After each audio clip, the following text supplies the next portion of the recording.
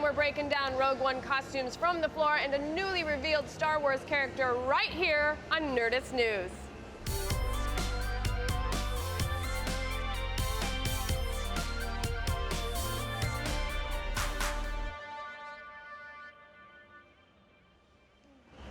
Hello, Comic-Con! We're coming at you from Nerdist and Geek and Sundry's Camp Conival, where we're about to open the gates to the teeming masses lined up for our 4-day trip back in time to everything we loved about summer camp, like talking about Star Wars. Fresh off the heels of Celebration last weekend, Lucasfilm has brought its A-game to San Diego by putting the galactic Civil War era costumes of Rogue One on full display.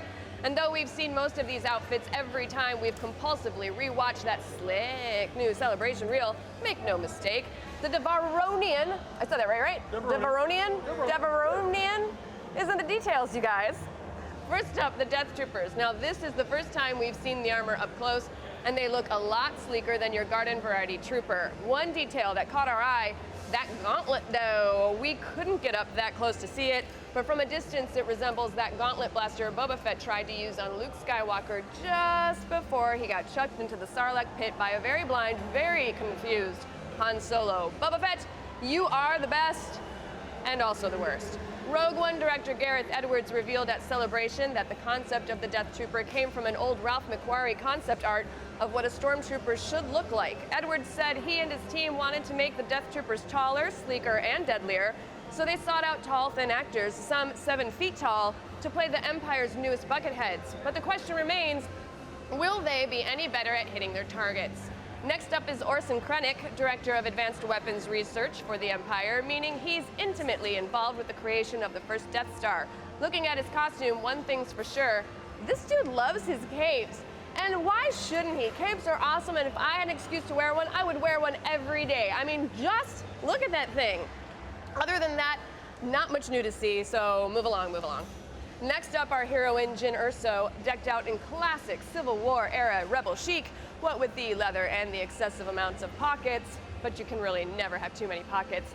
And here's a good look at her blaster. Now, a lot of Star Wars blasters, like the Stormtrooper's E11 or Han Solo's DL-44, are based on real-world weapons, and Jyn's seems to fit that aesthetic. And while we're talking about badass guns, check out Baze Malbus's heavy repeater. It's belt-fed, which pretty much makes him Space Rambo. And how about that red half circle on his knee? Now, it kind of resembles the Guavian Death Gang masks from Episode 7. Now, is there any connection there? Does Baze roll with the Guavians, or is a red circle just an incredibly simple and easily recurring design element? Only time will tell. Lucasfilm's official word on Baze simply calls him the fiercely loyal partner to Rogue One's force-worshipping martial arts guy, Chirrut Imwe. Now, Imwe's style is definitely evocative of a warrior monk, complete with flowing robe and bow staff. And how about that mysterious red button? It almost definitely turns the staff into a sick crossbow, per that concept art leak a few months back. And finally, we got an exclusive new character reveal on the show floor. According to Lucasfilm, his name is Edrio Two Tubes, and he's a Tognarth bounty hunter. He's also a badass rebel fighter who collaborates with Forrest Whitaker's character Saw Gerrera on the reg.